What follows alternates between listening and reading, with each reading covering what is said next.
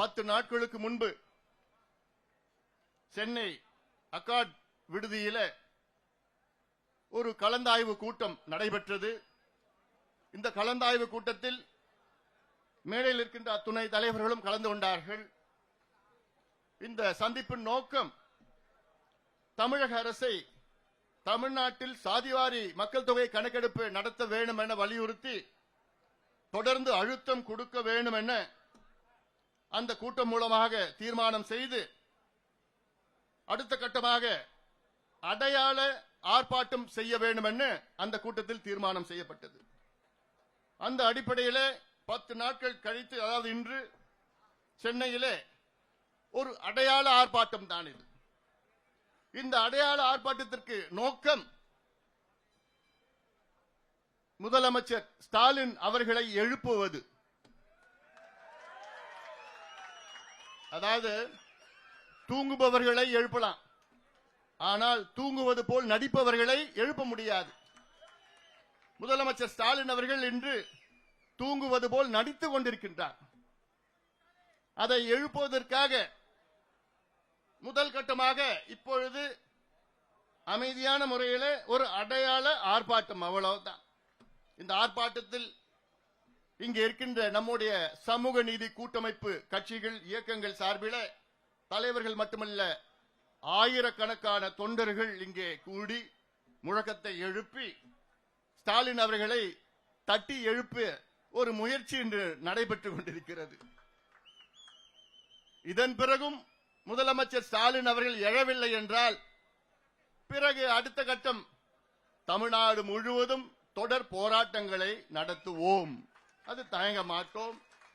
எங்களுக்கு வேண்டியது சமூக நீதி, எங்களுக்கு வேண்டியது எங்கள் உரிமைகள், எங்களுக்கு வேண்டியது நியாயம். ஒரு மாநிலம் வளர்ச்சி அடைய வேண்டும் என்றால் அதில் வெறும் Tidel Park, IT park, mall, பெரிய பெரிய அடுக்குமாடி கட்டிடங்கள், பெரிய பெரிய புதிய விமான நிலையங்கள், பெரிய துறைமுகங்கள், பெரிய ரயில் நிலையங்கள், பெரிய நெடுஞ்சாலைகள் எல்லாம் கட்டினா போதாது. இதற்கு உள்ள வாழ்ந்து கொண்டிருக்கின்ற மக்கள் முன்னேற வேண்டும். அதுதான் உண்மையான வளர்ச்சி. நீங்க பெருசா பில்டிங் கட்டினா போதாது, அது வளர்ச்சி கிடையாது. அதற்கு இடையில முன்னேறாமல் இருக்கின்ற மக்கள் முன்னேற வேண்டும், முன்னேற்றம் அடைய வேண்டும். அதுதான் உண்மையான சமூக நீதி. சமூக நீதி என்றால் சமூகத்தில் அடக்கப்பட்டு, ஒடுக்கப்பட்டு, வஞ்சிக்கப்பட்டு, அடிமையாக்கப்பட்டு இந்த மக்கள் முன்னேற வேண்டும். முன்னேறிய சமூகத்திற்கு நிகராக பின்தங்கி இருக்கின்ற இந்த மக்கள் எல்லாம் முன்னேற வேண்டும். இதுதான் சமூக நீதி. இதை அடைய வேண்டும் என்றால் முதலில் உங்களுக்கு கணக்கு இருக்கணும், தரவுகள் இருக்கணும். எந்தெந்த மக்கள் இந்த நிலையில் இருக்கின்றார்கள், எந்தெந்த மக்கள் முன்னேறாமல் இருக்கின்றார்கள், எந்தெந்த மக்கள் முன்னேறி இருக்கின்றார்கள், அந்த கணக்கு உங்களிடம் இருந்தால்தான் இந்த மக்களை நீங்கள் முன்னேற்ற முடியும், சமூக நீதி அடைய முடியும். இந்த கணக்கு இல்லாமல் எப்படி இந்த திட்டங்கள் உங்களுக்கு கொடுக்க முடியும்? ஒரு நல்ல அரசு என்ன செய்ய வேண்டும் என்றால், சமூக நீதி மீது அக்கறை உள்ள அரசு ஆட்சிக்கு வந்து அடுத்த நாள் என்ன செஞ்சிருக்கணும்? நான் முதலமைச்சர் ஆயிட்டேன், தமிழ்நாட்டில் எந்த மக்கள் எந்த நிலையில் இருக்கிறாங்கன்னு எனக்கு தெரியணும். அப்பொழுதுதான் இந்த மக்களுக்கு தனிப்பட்ட முறையில், ஒட்டுமொத்தமா கிடையாது, ஒட்டுமொத்தமா இடஒதுக்கீடு கொடுத்தா போதாது. தனிப்பட்ட பிரிவில் ஒரு உதாரணம், சலவை தொழிலாளர்கள் தமிழ்நாட்டில் இருக்கிறாங்க. நம்ம துணியெல்லாம் அவங்க தான் செலவு பண்ணி நமக்கு கொடுக்கறாங்க. எவ்வளவு பெரிய ஒரு உழைப்பு அது. அவங்க இல்லைன்னா நம்ம எல்லாம் எப்படி இருப்போம்? சும்மா இருப்போம், ஒண்ணுமே இல்லாம. அவர்கள் எத்தனை பேர் இருக்கிறாங்க தமிழ்நாட்டில்? என்ன நிலையில இருக்கிறாங்க? அவங்க பிள்ளைங்க படிச்சிருக்கிறாங்களா? அந்த சமுதாயத்தில் எத்தனை பேர் வேலைக்கு போயிருக்கிறாங்க? அரசு வேலையா, தனியார் வேலையா? அந்த சமுதாயத்தில் எத்தனை பேர் அரசு வேலையில இல்ல உயர் அதிகாரிகள் எத்தனை பேர் ஐஏஎஸ் படிச்சிருக்கிறாங்க, ஐபிஎஸ்ல இருக்கிறாங்களா, ஐஆர்எஸ்ல இருக்கிறாங்களா? அவங்களுக்கு வீடு இருக்குதா, வீட்டுல பாத்ரூம் இருக்குதா, கரண்ட் இருக்குதா? இதெல்லாம் தெரிஞ்சாதானே சலவை தொழிலாளர்களுக்கு அவங்க தனிப்பட்ட ஒரு திட்டத்தை வகுக்க முடியும். அவங்களுக்கு இடஒதுக்கீடு அல்லது சமூக நலத்திட்டம் அல்லது அவங்க வீடு கட்டி கொடுக்கிறது, இப்படியெல்லாம் முன்னேற்ற வேண்டும். அடுத்தது பார்த்தா இப்ப சொன்னாங்க மலை குறவர்கள், குறவர் சமுதாயம், மலை குறவர்கள் அவங்க எங்க இருக்கிறாங்க? எத்தனை பேர் இருக்காங்க? எத்தனையோ பேர் இருக்காங்க. எப்படி இருக்கிறாங்க தெரியுமா? தெரியாது. தெரிஞ்சுக்கணும். தெரிஞ்சாதானே இப்படிப்பட்ட சமுதாயங்கள் எல்லாம் முன்னுக்கு கொண்டு வர வேண்டும் என்றால் அவர்களுடைய நிலையை கண்டறிய வேண்டும். அதுதான் அடிப்படை அறிவு, பேசிக், அதுதான் அடித்தளம். இதை தெரிஞ்சுக்காம நீங்க என்ன கணக்கு நீங்க எடுப்பீங்க, எந்த நீங்க திட்டம் கொடுப்பீங்க, எந்த யார் யாருக்கு எந்தெந்த இடஒதுக்கீடு வகுப்பு கொடுத்துப்பீங்க? தான் எங்களுடைய ஐயாவுடைய நோக்கம். ஐயா தான் இந்த ஆர்ப்பாட்டத்தை நடத்த சொன்னார். எங்களுடைய மருத்துவர் ஐயா அவர்கள் 45 ஆண்டு காலம் கணக்கெடுப்பு நடத்துங்க நடத்துங்க நடத்துங்கன்னு ஒரு மனுஷன் நினைச்சு பாருங்க. 45 வருஷமா தமிழ்நாட்டில் கணக்கெடுப்பு நடத்தி அதற்கு சமூக நீதி வழங்க வேண்டும் என்று போராடி கொண்டிருக்கின்ற எங்களுடைய மருத்துவர் ஐயா எனக்கு 86 வயசு அவருக்கு. ஆனாலும் அந்த எண்ணம் நிறைவேறவில்லையே. என்ன காரணம்? ஆட்சி செய்தவர்கள் எல்லாம் அவரோட நோக்கம் என்ன? இது கணக்கெடுப்பு நடத்தினா உடனே அவங்க அரசியல் கணக்கு பார்க்கிறாங்க. அரசியல் கணக்குக்காக நாங்க இங்க வரல. எங்களுக்குள்ள பல கட்சிகள், பல இயக்கங்கள், எங்களுக்குள்ள பல கொள்கைகள் இருக்கிறது, பல கோட்பாடுகள் இருக்கிறது, பல செயல் திட்டங்கள் இருக்கிறது. ஆனால் ஒரே அடித்தளம் சமூக நீதி பெற வேண்டும், தமிழகம் முன்னேற வேண்டும் என்ற நோக்கத்திலே தான் நாங்கள் எல்லோரும் ஒன்று கூடி இருக்கின்றோம். இந்த மேடையில் இருக்கின்றவர்கள் மட்டும் கிடையாது. இன்று வராதவர்கள் எத்தனையோ பேர் ஆதரவு கொடுத்தார்கள். ஆனால் அவங்க எல்லாம் வந்தாங்கன்னா கூட நிறைய பேர் நாங்களும் வரணும்னு கேட்டாங்க. இன்னைக்கு வேண்டாங்க, இன்னைக்கு நிறைய வந்துருச்சு, மேடையில இடம் கிடையாது, நிறைய பேர் பேசணும்னு இன்னைக்கு வேண்டாம். எவ்வளவு பேர் ஆர்வமா வந்துட்டு இருக்கிறாங்க. எல்லாருக்கும் என்ன நோக்கம்? நாங்களும் முன்னேற வேண்டும், எங்களுக்கு முன்னேற்றம் வேண்டும். எவ்வளவு காலமா 78 ஆண்டுகள் ஆகிறது விடுதலை அடைந்து. இன்னும் 78 ஆண்டுகளும் நாங்க முன்னேறலையே, எங்களுக்கு படிப்பு இல்லையே, வேலை இல்லையே அப்படின்னு கதறிக்கொண்டிருக்கின்ற தமிழ் சமுதாயம். ஆக ஒரு நல்ல முதலமைச்சர் என்ன செஞ்சிருக்கணும்?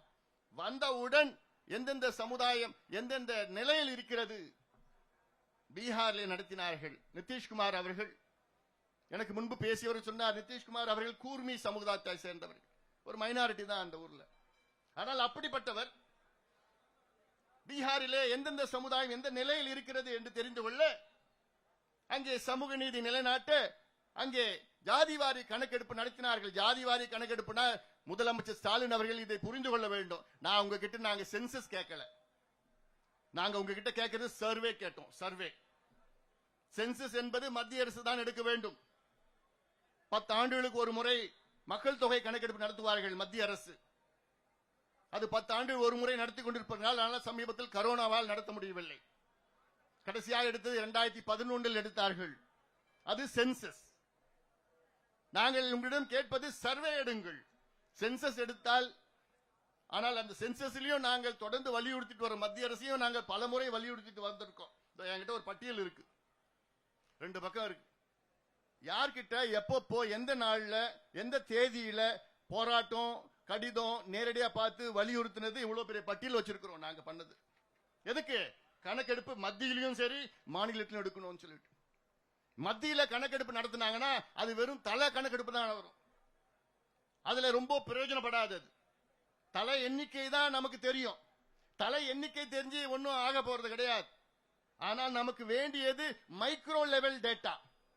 இந்த மைக்ரோ லெவல் டேட்டா தான் சர்வே எடுத்தாதான் நடக்கணும். மாநில அரசு நடத்தாதான் எடுக்க முடியும். மத்திய அரசு சென்சஸ் கணக்குல மக்கள் தொகை கணக்கெடுப்புல இன்னொரு காலம் சேர்க்கணும், அவ்வளவுதான். அதுல இருந்து என்ன கம்யூனிட்டி, என்ன ஓபிசியா எம்பிசியா, அவ்வளவுதான். ஆனா அது அது தலை கணக்கெடுப்பு தான் வரும், தவிர அங்க திட்டம் தரவுகள் வராது அதுல. அதனாலதான் நாங்க கேட்கறது, தமிழக அரசு 2008 இந்தியன் ஸ்டாட்டிஸ்டிக்கல் ஆக்ட் அதன்படி சர்வே எடுங்க. அந்த சர்வே நீங்க எடுத்தீங்கன்னா, அதுதான் தெலுங்கானா மாநிலத்தில் எடுத்தாங்க, பீகாரில் அந்த சர்வே எடுத்தார்கள். இந்த சர்வே தெலுங்கானாவிலேயோ பீகாரிலேயோ அங்க இருக்கின்ற நீதிமன்றங்கள் தடை செய்யவில்லை, உச்ச நீதிமன்றமும் தடை செய்யவில்லை. ஏன்னா சட்டத்தின் விதிகளுக்கு உட்பட்டுதான் இந்த சர்வே எடுத்திருக்கின்றார்கள். இந்தியன் ஸ்டாட்டிஸ்டிக்கல் ஆக்ட் 2008 2008 நாடாளுமன்றத்தில் சட்டம் ஒன்று நிறைவேற்றப்பட்டது. அந்த சட்டத்தின் கீழ் மாநில அரசு கணக்கெடுப்பு நடத்தலாம், மத்திய அரசு கணக்கெடுப்பு நடத்தலாம், உள்ளாட்சி மன்றங்கள் கணக்கெடுப்பு நடத்தலாம். உள்ளாட்சி மன்றங்கள் பஞ்சாயத்து தலைவர் அவங்க பஞ்சாயத்துல ஒரு கணக்கெடுப்பு நடத்தலாம். என்னன்னு, என் பஞ்சாயத்துக்குள்ள எத்தனை வீடு இருக்கு, இந்த வீட்டுல எத்தனை சமுதாயம் இருக்கிறாங்க, அந்தந்த சமுதாயம் எத்தனை பேர் முன்னேறி இருக்கிறாங்க, அரசு வேலையா இல்ல தனியார் வேலையா, எத்தனை பேர் படிச்சிருக்கிறாங்க, எத்தனை பேருக்கு பாத்ரூம் இருக்குது, எத்தனை பேர் கரண்ட் இருக்கு, குடிசை வீடா கல்லு வீடா, எவ்வளவு பெரிய வீடு, நிலம் இருக்குதா, படிப்பு, எது எல்லாமே கணக்கெடுப்பு நடத்துறதுக்கு யாருக்கு அதிகாரம் இருக்கு? பஞ்சாயத்து தலைவருக்கு கூட அதிகாரம் இருக்கிறது. ஆனால் நம்முடைய முதலமைச்சர் ஸ்டாலின் அவர்கள் எங்களுக்கு அதிகாரம் இல்லைங்க அப்படின்னு சொல்ற ஒரு முதலமைச்சர் நீங்க பார்த்திருக்கீங்களா? அவன் சிரிக்க ஆரம்பிச்சுட்டான். இப்போ தெலுங்கானாவில் அவங்க கூட்டணி கட்சி, தெலுங்கானாவில் கூட்டணி ஆட்சி பண்ணிட்டு இருக்காங்க காங்கிரஸ் கட்சி. அங்க ஒரு மாதத்துல நடத்தினாங்க. தெலுங்கானாவோட மக்கள் தொகை 3.25 கோடி. அந்த 3.25 கோடியில 160 கோடி ரூபாய் செலவு பண்ணி 1,03,000 பேர் அதில் பணியாற்றினார்கள். ஒரு மாதத்துல 1.5 மாதத்துல கணக்கெடுப்பு நடத்தி முடிச்சு சட்டமன்றத்துக்குள்ள வச்சிருக்கிறாங்க. விவாதம் 4 நாள் விவாதம். உண்மையிலே நான் தெலுங்கானா முதலமைச்சர் ரேவந்த் ரெட்டிக்கு என்னுடைய பாராட்டுகள். அதுக்கு முன்பு நிதிஷ்குமார் அவர்கள் பீகாரில் நடத்தி முடித்து விட்டார்கள். நடத்தி முடித்து அதில் இடஒதுக்கீட்டையும் அதிகப்படுத்தினார். பிறகு அதைவிட முக்கியம் என்னவென்றால் அங்கே கண்டுபிடித்தார். என்னன்னு கண்டுபிடிச்சாரு? 6,000 ரூபாய் வருமானம் குறைவாக உள்ள குடும்பங்கள் பீகாரில 2,60,000 குடும்பம் இருக்கு. 6,000 ரூபாய் வருமானம், மாதம் வருமானம் ஒட்டுமொத்த குடும்பத்திற்கும். அந்த குடும்பத்தை தனியாக பிரித்து அவர்களுக்கு கிட்டத்தட்ட 10 லட்சம் ரூபாய் நிதி கொடுத்து அவர்களுக்கு தொழிலுக்கும் முன்னேற்றத்திற்கும் நிதி கொடுத்திருக்கின்றார் அந்த முதலமைச்சர். இதுதான் எங்களுக்கு வேணும். அப்ப இந்த தரவுகள் டேட்டா இல்லாம நீ இதெல்லாம் எப்படி பண்ணுவேன்? நான் சொன்ன சலவை தொழிலாளர்கள் இருக்காங்கல்ல, அவங்களுக்கு எந்த கண்டறிஞ்சு என்னென்ன இருக்கணும், என்ன செய்யணும்னு உனக்கு தெரியுமா? கணக்கெடுப்பு நடத்தினா தெரியும் உனக்கு எந்த நிலையில் இருக்கிறாங்கன்னு, என்ன செய்யணும்னு. நான் இப்ப பேசுறது இடஒதுக்கீடு மட்டும் தான் பேசல. நான் ஒட்டுமொத்த சமூக நலத்திட்டங்கள், social welfare schemes, micro level, அந்தந்த லெவல்ல எல்லாமே பண்ண ஒட்டுமொத்தமா தமிழ்நாடு முன்னேறும். இதுதான் எங்களுக்கு வேணும். உங்களுடைய மாலு, உங்களோட ஐடி பார்க், டைடல் பார்க்ல எங்களுக்கு வேண்டாம். சிப்காட், தொழில்பேட்டை, விளைநிலங்களை அழிக்கிறதுல எங்களுக்கு வேண்டாம். எங்களுக்கு வேண்டியது, எங்களுக்கு படிப்பு வேணும், வேலை வாய்ப்பு வேணும், சமூக திட்டங்கள் வேணும். அப்பதான் தமிழ் சமுதாயம் முன்னேறும். இந்த அடிப்படை புரிந்து கொள்ளுங்கள், தெரிந்து கொள்ளுங்கள். இதான் அடிப்படை. அதாவது வேடிக்கை என்னன்னா, வெளிநாட்டில இருந்து எத்தனை வலசை பறவைகள் வருது இந்தியாவுக்கு, அது தமிழ்நாடு எத்தனை வருது? மைக்ரேட்டரி பேர்ட்ஸ், அது கணக்கெடுப்பு இருக்கு. ரஷ்யாவில இருந்து இந்த பறவை வருது, சைனாவில இருந்து இந்த பறவை வருது, ஆஸ்திரேலியாவில இந்த பறவை வருது.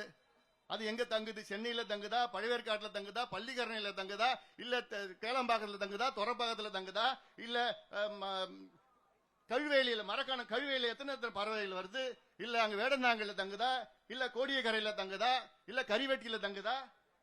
இதுல எத்தனை பறவை, என்னென்ன பிளமிங்கோஸ் எவ்வளவு, எத்தனை பெலிகான் எவ்வளவு வருது, எல்லோ ஸ்ட்ரோக்ட் பில் எவ்வளவு வருது, ஹெரான் எவ்வளவு வருது, எல்லாமே கணக்கெடுப்பு இருக்கு.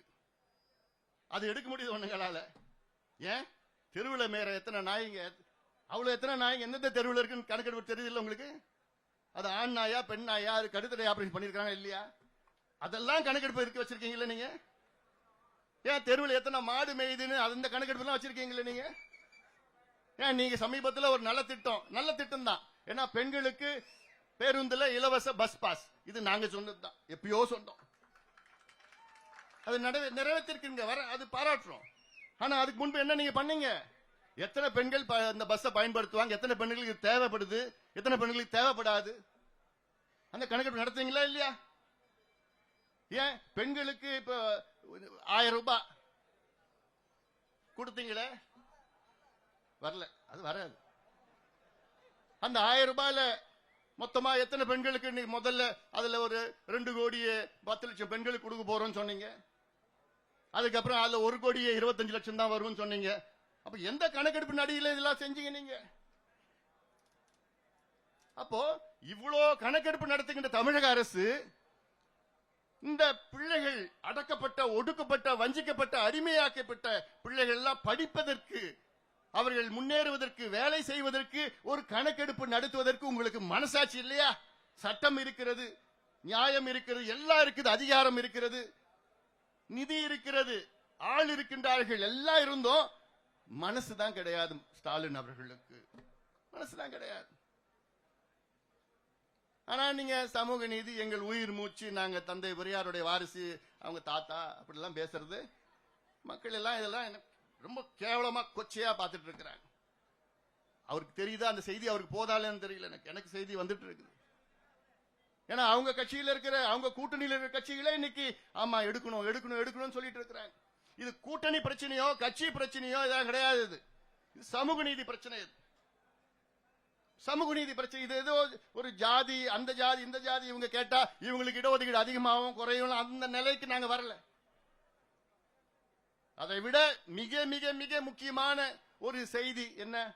தமிழ்நாட்டில் 69 விழுக்காடு இடஒதுக்கீடு நாம் பெற்றுக் கொண்டிருக்கின்றோம். இந்தியாவில் எந்த மாநிலத்திலும் 69 விழுக்காடு எந்த மாநிலத்திலும் கிடையாது, தமிழ்நாட்டில் மட்டும்தான் இருக்கு.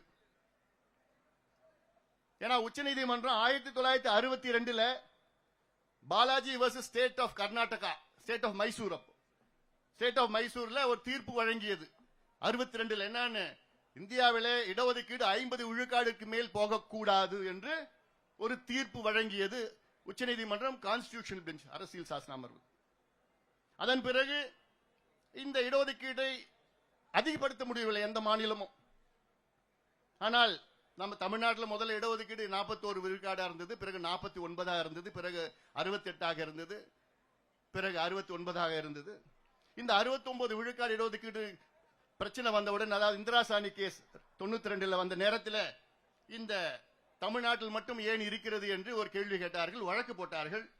உடனடியாக அன்றைய முதலமைச்சர் ஜெயலலிதா அம்மையார் அவர்கள் தமிழ்நாட்டிலே ஒரு சட்டத்தை தனியாக கொண்டு வந்து சட்டமன்றத்தில் நிறைவேற்றி, இந்த தமிழ்நாடு இடஒதுக்கீடு பாதுகாக்கின்ற சட்டத்தை நிறைவேற்றி, இந்த சட்டம் மத்திய அரசை வலியுறுத்தி நாடாளுமன்றத்திலே அரசியல் சாசன சட்ட திருத்தம், கான்ஸ்டிடியூஷனல் அமெண்ட்மெண்ட், இதெல்லாம் சாதாரண விஷயம் கிடையாது. அதெல்லாம் யாராலும் பண்ண முடியாது. இந்த காலத்தில் அதை நினைச்சோடும் பார்க்க முடியாது. அதை செய்தவர் முன்னாள் முதலமைச்சர் ஜெயலலிதா அம்மையார் அவர்கள். நினைச்சும் பார்க்க முடியாது. ஏன்னா அப்போ இவங்க ஆட்சியில் இல்ல, அங்க காங்கிரஸ் ஆட்சி, நரசிம்மராவ் அவர்கள். அவரை வலியுறுத்தி நாடாளுமன்றத்திலே ஒரு அரசியல் சாசன சட்ட திருத்தம்னா 2/3 மெஜாரிட்டி வேணும். 2/3, 3/2 பங்கு மக்கள் அங்க நாடாளுமன்ற உறுப்பினர்கள் அதுக்கு வாக்களிக்கணும். அப்படி செய்து 9வது அட்டவணையிலே தமிழ்நாடு சட்டத்தை பாதுகாப்பு வழங்கியது அன்றைய ஆட்சி, ஜெயலலிதா அம்மையார். அந்த அம்மா செய்யலனா இன்னைக்கு தமிழ்நாட்டிலே 50 விழுக்காடு தான் இடஒதுக்கீடு நமக்கு கிடைச்சிருக்கும். இவ்வளவு சிரமப்பட்டு நமக்கு இவ்வளவு போராடி காலங்காலமா எத்தனையோ ஆட்சிகள்லாம் கொண்டு வந்த இந்த 69 விழுக்காடு இடஒதுக்கீட்டை இதை ரத்து செய்ய வேண்டும் என பல பேர் நீதிமன்றத்திலே, உச்ச நீதிமன்றத்திலே வழக்கு போட்டிருக்கின்றார்கள். 2007 ஒரு வழக்கு போட்டார்கள். முதல் வழக்கு 1991 போட்டார்கள். பிறகு 2007 வழக்கு போட்டார்கள். அதன் தீர்ப்பு 2010 உச்ச நீதிமன்றத்தில் வந்த நேரத்தில் ஜஸ்டிஸ் கபாடியா தலைமை நீதிபதி அவர் தலைமையில வந்தது. அவர் தீர்ப்பு கொடுத்தார். என்னன்னு, 2010 இன்னும் ஓராண்டிற்குள் தமிழகத்தில் சாதிவாரி கணக்கெடுப்பு நடத்தி இந்த 69 விழுக்காடு இடஒதுக்கீட்டை நீங்கள் நியாயப்படுத்த வேண்டும் என்று அரசுக்கு சொன்னார். அப்போது கலைஞர் அரசு. இன்னும் ஒரு வருஷத்துல தமிழ்நாட்டில் நீங்க ஜாதிவாரி கணக்கெடுப்பு நடத்தலன்னா நான் ரத்து பண்ணிடுவேன்னு சொல்லிட்டார். ஆனாலும் அன்று உடனடியாக எங்கள் மருத்துவர் ஐயா அவர்கள் கிட்டத்தட்ட 50 சமுதாய தலைவர்களை வைத்து 1 மணி நேரம் கலைஞரை சந்தித்து அவருடைய கிளாஸ் எடுத்தார். 1 மணி நேரம் கிளாஸ் எடுத்தார். கடந்த கால வரலாறு என்ன, இப்ப என்ன செய்யணும், நீதிமன்றத்தில் என்ன சொல்லியிருக்கிறாங்க, இது ரத்தாயிடும், உடனடியாக செய்யுங்கள் என்று. நிச்சயமா நான் செய்யறேன்னு சொன்ன கலைஞர் செய்யல. பிறகு ஆட்சி மாற்றம் வந்தது. ஆட்சி மாற்றம் வந்து ஜெயலலிதா அவருடைய ஆட்சி. அந்த அம்மாவும் போய் ஐயா போய் பார்த்து இந்த மாதிரி வந்துருங்க, உச்சநீதிமன்றம் ரத்து பண்ணிடுவாங்க, உடனடியாக நீங்க கணக்கெடுப்பு நடத்தலைன்னா ரத்து பண்ணுவாங்க சொல்லி அந்த அம்மாவும் நான் பார்க்கறேன்னு சொல்லிட்டாங்க. பிறகு தேதி வந்துடுச்சு. உச்சநீதிமன்றத்தில் தேதி 1 வருஷம் முடிஞ்சிடுச்சு. முடியறதுக்கு ஒரு நாளுக்கு முன்பு அமைச்சரவை கூட்டத்தை கூட்டி அன்றைய பிற்படுத்தப்பட்ட ஆணையத்தின் தலைவர் நீதியரசர் ஜனார்தனம் அவர்கள் வர வைத்து அவர் பழைய கணக்கெடுப்பு 31 நடந்தது. இந்தியாவில் கடைசியா கணக்கெடுப்பு எப்ப நடந்ததுன்னா 1931. அந்த 31 கணக்கெடுப்பு வச்சுதான் இன்னைக்கு நம்ம ஓட்டிட்டு இருக்கிறோம். அப்ப நினைச்சு பாருங்க, 95 வருஷத்துக்கு முன்பு ஒரு கணக்கெடுப்பு நடத்தி அப்போ என்னன்னா மெட்ராஸ் மாகாணம், மெட்ராஸ் பிரசிடென்சி அப்போ 31ல அந்த கணக்கெடுப்பு பழைய கணக்கு வச்சு தான் நீங்க ஓட்டிட்டு இருக்கிறோம். ஏன்னா இவங்களுக்கு புதுசா எடுக்கிறதுக்கு எனக்கு மனசு இல்லை. அப்படி அந்த பழைய கணக்கெடுப்பு எடுத்து அப்புறம் 85ல அம்பாசங்கர் அவர்கள் எடுத்த கணக்கெடுப்பு இதெல்லாம் வச்சு எக்ஸ்ட்ராபுலேட் பண்ணி ஜனார்தன் அவர்கள் நீதிமன்றத்தில் சட்டமன்றத்தில் அமைச்சரவையில் வைத்து அடுத்த நாள் உச்ச நீதிமன்றத்தில் கொடுத்துட்டாங்க. அதை நீதிபதி ஏத்துக்கிட்டு நாங்க ஏத்துக்கிறோம், ஆனாலும் நீங்க கணக்கெடுப்பு நடத்தணும்னு அன்னைக்கு 2011 தீர்ப்புலும் சொன்னாங்க உச்ச நீதிமன்றம். ஆனாலும் இன்னைக்கு வரைக்கும் எடுக்கல. அதன் பிறகு எத்தனையோ முறை வலியுறுத்தினார் ஐயா அவர்கள். ஜெயலலிதா அம்மையாரும் சரி, எடப்பாடி பழனிசாமி அவர்கள் எத்தனையோ முறை சந்திச்சோம். அவங்க கூட நாங்க கூட்டணி போனோம் 2019. அப்ப கூட்டணியில் 10 நிபந்தனைகளில் முதல் நிபந்தனை என்ன?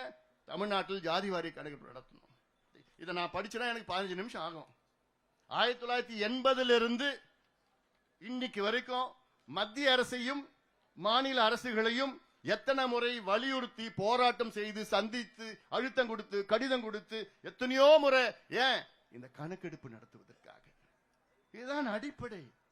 கணக்கு இல்லாம நீங்க என்னையா செய்ய முடியும்? உங்களால இருட்டில் நடக்கிற மாதிரி தான் இந்த கணக்கெடுப்பு இல்லாம இருட்டில் போய் என்ன செய்ய முடியும்? கணக்கெடுப்பு நடத்தினா தானே இல்ல உள்ள தெரியும், சப்ஜெக்ட்லாம் தெரியும், என்னென்ன மக்கள் என்ன நிலையில் இருக்கிறாங்க. ஐயாவுடைய நோக்கம், எங்களுடைய மருத்துவர் ஐயாவுடைய நோக்கம் என்ன? தமிழ்நாடு முழுவதும் கணக்கெடுப்பு நடத்தி இந்த இடஒதுக்கீடை 100 விழுக்காடு இடஒதுக்கீடுக்காக அனைத்து சமுதாயங்களுக்கும் இது சேர வேண்டும். அவருடைய மக்கள் தொகை ஒரு பக்கம், அடுத்த பக்கம் அவருடைய கல்வி சமூக பின்தங்கிய நிலை, எஜுகேஷன் சோஷியலி பேக்வர்ட்னஸ் ஒரு பக்கம், பாப்புலேஷன் ஒரு பக்கம், ரெண்டு எக்ஸ்ட்ராபுலேட் பண்ணி எத்தனை சமுதாயங்கள் இருக்கிறதோ அத்தனை சமுதாயங்களுக்கும் தனித்தனியாக கொடுக்க வேண்டும். இட பங்கீடு அது பேர். 100 மாம்பழம் இருக்கா, 100 மாம்பழத்தை பிரிச்சு கொடுத்துருங்க யாருக்கு தேவைப்படுகிறதோ. அதுதான் உண்மையான சமூக நீதி. அது இதைத்தான் எங்களுடைய மருத்துவர் ஐயா அவர்கள் தொடர்ந்து கோரிக்கை வைத்திருக்கின்றார்கள். வன்னியர்களுக்காக மட்டும் கிடையாது. ஒன்று 69 விழுக்காடு இடஒதுக்கீட்டை பாதுகாக்க வேண்டும். அந்த வழக்கு இப்ப சமீப உச்ச நீதிமன்றத்தில் நிலுவையில் இருக்கு. 2016 ஒருத்தன் கேஸ் போட்டான், 2021 இன்னொருத்தன் கேஸ் போட்டான். 21 கேஸ் போட்டதுக்கு பிறகு அதன் பிறகு அன்றைய முதலமைச்சர் எடப்பாடி பழனிசாமி என்ன பண்ணாரு? இந்த வழக்கு இருக்கு, அந்த வழக்குக்காக நீதியரசர் குலசேகரன் கமிட்டியை போட்டார். எதுக்கு? 69 விழுக்காடு இடஒதுக்கீடை பாதுகாக்க தமிழ்நாட்டில் சாதிவாரி மக்கள் தொகை கணக்கெடுப்பு நடத்த வேண்டும் என்று 2021 அந்த ஆணையத்தை நிறுவினார் முன்னாள் முதலமைச்சர் அவர்கள். திமுக ஆட்சிக்கு வந்தவுடன் என்ன பண்ணிட்டாங்க? அதை மூடிட்டாங்க. மூடறதே உங்களுக்கு வேலை. 3வது முறை ஜாதிவாரி கணக்கெடுப்பு நடத்த 3 முறை அதை நிறுத்தியது திமுக அரசு. தொடர்ந்து அது வேணாம், அது உள்ள போனோம்னா வேற வரலாறு, அது ரொம்ப நேரம் பேச வேண்டியதா இருக்கு. ஆனா இன்னைக்கு தேவை என்ன? நாங்க எல்லாம் ஒன்னா வந்திருக்கிறோம். நாங்க என்ன ஏதோ மேடையில் இருக்கிறவங்க மட்டும் கிடையாது, ஒட்டுமொத்த தமிழ் சமுதாயமும் எங்கள் பின்னால் இருக்கிறது, காத்துட்டு இருக்கிறாங்க. எங்களுக்கு சமூக நீதி வேணும்னு கேட்டுட்டு இருக்கிறோம். இந்த பட்ஜெட் எப்போ 14 தான் ஆரம்பிக்குது. அன்னைக்கே பட்ஜெட்டா?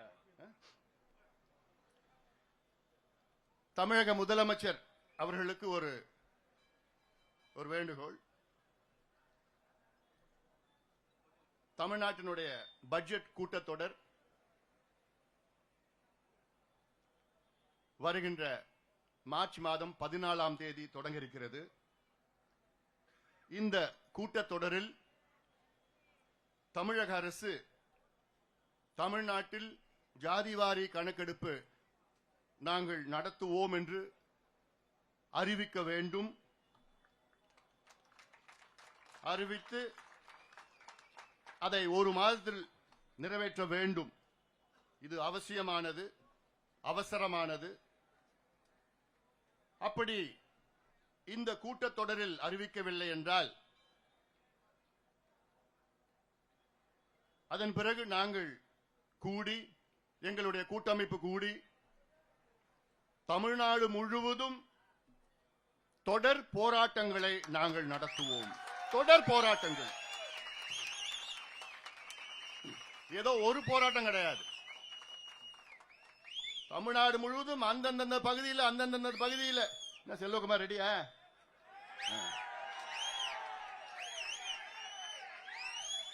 எல்லாமே இங்க மேடையில் நம்ம மூர்த்தி அவர்கள் எல்லாமே யார் சொன்னா போதும்.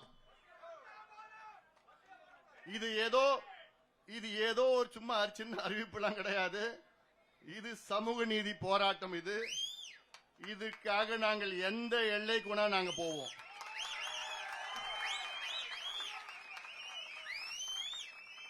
அதனால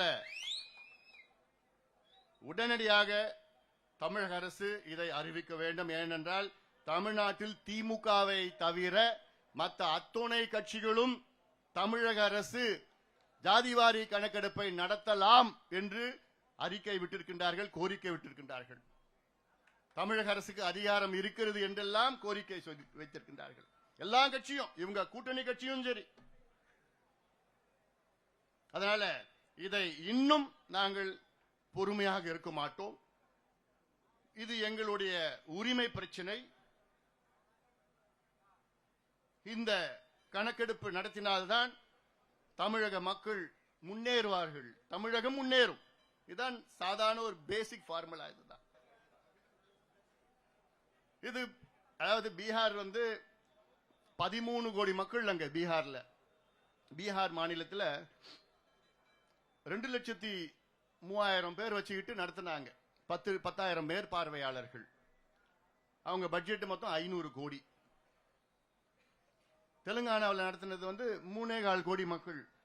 அங்க 150 160 கோடி செலவு பண்ணாங்க. அது 1 மாசம் 1.5 மாசத்துல நடத்திட்டாங்க. அதுல 1,02,000 பேர் அதுல பணியாற்றினார்கள். தமிழ்நாட்டில் வெறும் 7.25 கோடி 8 கோடி தான். பீகாரோட மிக குறைவான மக்கள் தொகை, ஆளுங்களா இருக்கிறாங்க, எல்லாம் இருக்குது. நிதியும் பிரச்சனை கிடையாது, நிதியும் இருக்குது. என்ன ஒரு 200-300 கோடி தான் ஆகும். அது அரசாங்கத்துக்கு அது பெரிய பணம் கிடையாது. இது நடத்திட்டு இது எல்லாமே கோரிக்கை வச்சிருக்கிறாங்க. ஆனா எனக்கு ஏத்துக்க முடியாது. என்ன தெரியுமா? முதலமைச்சர் சொல்றது எங்களுக்கு அதிகாரம் இல்ல. சட்டமன்றத்தில் ஒரு முதலமைச்சர் பொய் சொல்லி இருக்கிறது நீங்க பாத்திருக்கீங்களா? இதற்கு சட்டமன்றத்தில் முதலமைச்சர் 2 பொய்யே சொல்லியிருக்கிறார். இது இந்த சம்பந்தமா ஒரு பொய் என்ன சொல்லியிருக்கிறார்? சட்டமன்றத்துக்குள்ள தமிழக அரசுக்கு ஜாதிவாரி கணக்கெடுப்பு நடத்த அதிகாரம் கிடையாதுன்னு ஒரு பொய்யை சொல்லியிருக்கிறார். பிறகு எப்படி தெலுங்கானா எடுத்துனாங்க? பீகார் எப்படி நடத்தினாங்க? கர்நாடகா எப்படி நடத்தினாங்க? ஆந்திரா எப்படி நடத்துறாங்க? ஒடிசா எப்படி நடத்துறாங்க? ஜார்க்கண்ட் எப்படி நடத்துறாங்க? சத்தீஸ்கர் எப்படி நடத்துறாங்க? ராஜஸ்தான் எப்படி தொடக்கி நிற்கிறாங்க? இவ்வளோ மாநிலங்களுக்கு அதிகாரம் இருக்கு. ஆனா தமிழ்நாட்டுக்கு மட்டும் அதிகாரம் இல்லையா? ஏன்னா தமிழ்நாடு சைனாவில் இருக்குது. என்ன பண்ணிருக்கீங்க? ரெண்டாவது போய் என்ன சொல்றாரு தெரியுமா? சமீபத்தில் நடந்த கூட்டத்தொடரில் போய் ஒன்னு சொல்றார். என்னன்னு, பீகார்ல ஜாதிவாரி கணக்கெடுப்பு நடத்தி அதை பீகாருடைய உயர்நீதிமன்றம் தடை செய்திருக்கிறது என்று ஒரு பொய்ய முதலமைச்சர் சட்டமன்றத்திற்குள் சொல்லியிருக்கின்றார். எவ்வளவு ஒரு மோசம் அது! இந்தியாவில் எந்த மாநிலத்திலையும் எந்த நீதிமன்றமும் ஜாதிவாரி கணக்கெடுப்பை தடை செய்யல, பீகார் உட்பட. பீகார் உயர்நீதிமன்றம் பீகாரில் எடுத்த ஜாதிவாரி கணக்கெடுப்பை தடை செய்யல. ஜாதிவாரி கணக்கெடுப்பை வைத்து அங்கே இடஒதுக்கீடை உயர்த்திருக்கின்றார்கள். அதை தடை செய்திருக்கிறது, ஸ்டே கொடுத்திருக்கிறது. என்னன்னா அவங்களுடைய கணக்கு என்னன்னா அதை சரியான முறையிலே நீங்கள் நியாயப்படுத்தலன்னு தான், வேற எதுவும் கிடையாது. ஆனால் ஜாதிவாரி கணக்கெடுப்பை தடை செய்யல. பீகாரில் ஜாதிவாரி கணக்கெடுப்பு நடத்தி அதில் நல திட்டங்கள் வழங்கியிருக்கின்றார் முதலமைச்சர் நிதிஷ்குமார் அவர்கள். அந்த திட்டத்தை யாரும் அங்கே நீதிமன்றம் தடை செய்யல. எவ்வளவோ திட்டங்கள் கொடுத்திருக்கிறாங்க, சோசியல் வெல்ஃபேர் ஸ்கீம்ஸ் கொடுத்திருக்கிறாங்க. எதையுமே தடை பண்ணல.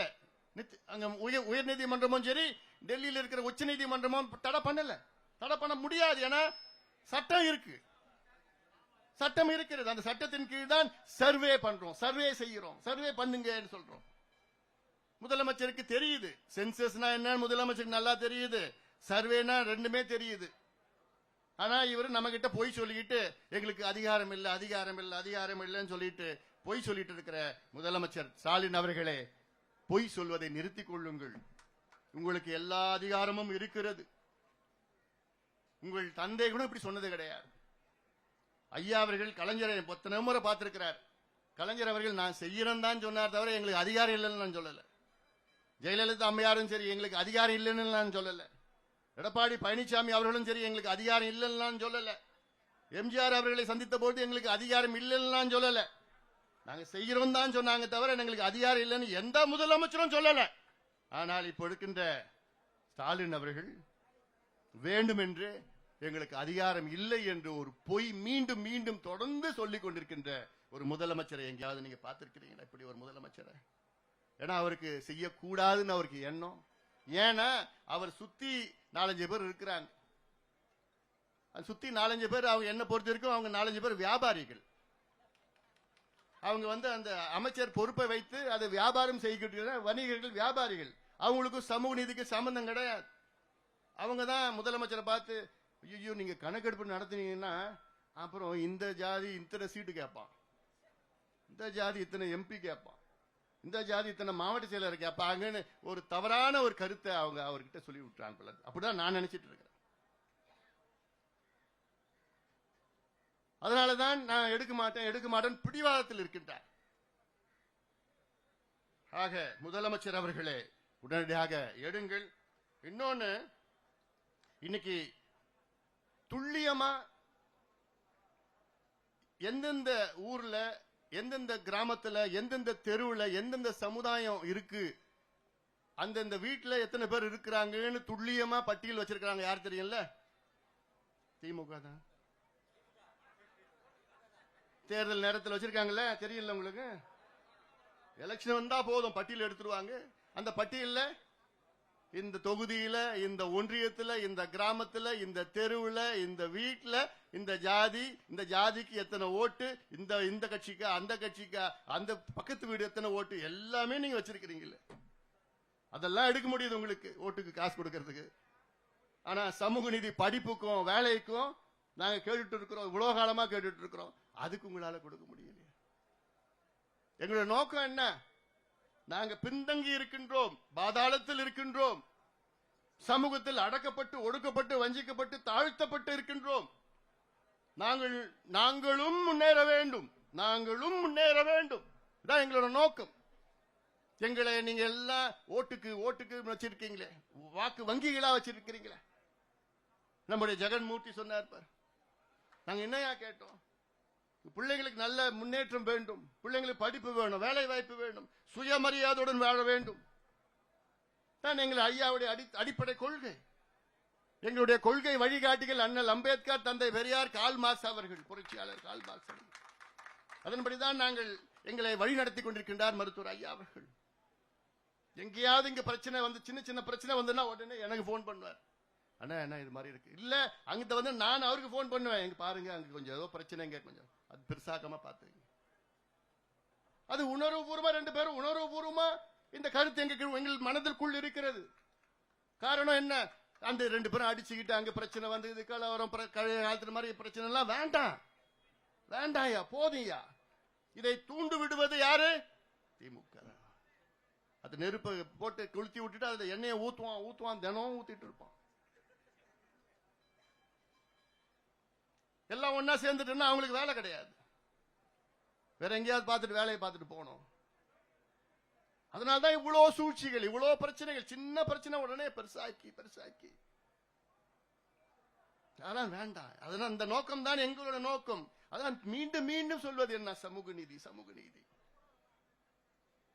நாங்களும் வாழ வேண்டும், நாங்களும் முன்னேற வேண்டும், நாங்களும் ஆள வேண்டும். நாங்களும் என்றால் என்ன? அத்தனை பேரும் தமிழ் சமுதாயம் ஆள வேண்டும். பாதாளத்தில் இருக்கின்றோம், பெரிய எண்ணிக்கையில் இருக்கின்றோம். ஆனால் எந்த முன்னேற்றமும் எங்களுக்கு இல்லை, எந்த முன்னேற்றமும் எங்களுக்கு இல்லை. அதுக்காகத்தான் இங்கே நாங்கள் வந்திருக்கின்றோம், கூடியிருக்கின்றோம்.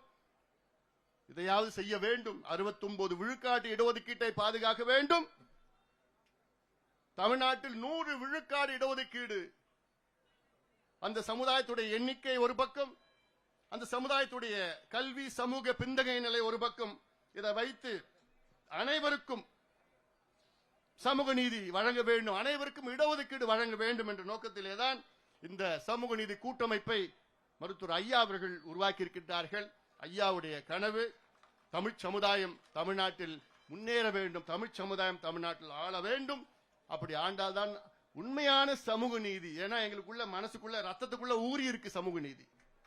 சும்மா வெறும் நாக்களை மட்டும் தான் நாங்க பேசல, மத்தவங்க திமுக போன்று வெறும் நாக்களை பேச்சவில்லை, எங்களுக்கு ரத்தத்துல ஊறி இருக்கு சமூக நீதி.